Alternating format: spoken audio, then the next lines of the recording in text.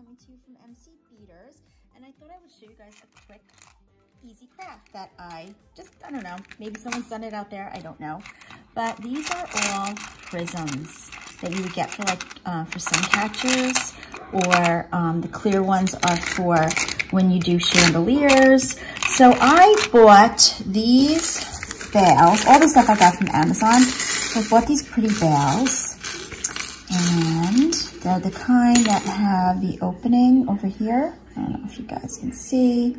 And it has like a filigree look. I love it.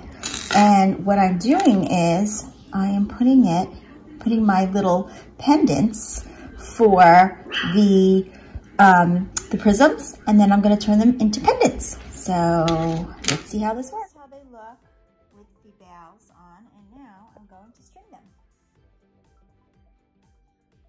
I get these also from Amazon.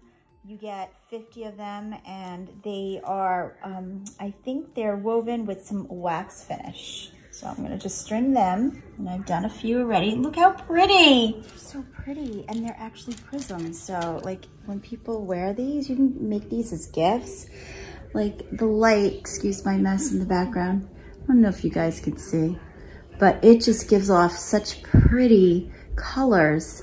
I have a Hallmark in the background because I always watch Hallmark when I craft. But this is really pretty, and it's not too heavy, but you do have to make sure you don't crack it. All right, so thanks for watching, guys. This is just a quick little jewelry DIY idea to make gifts or for yourself.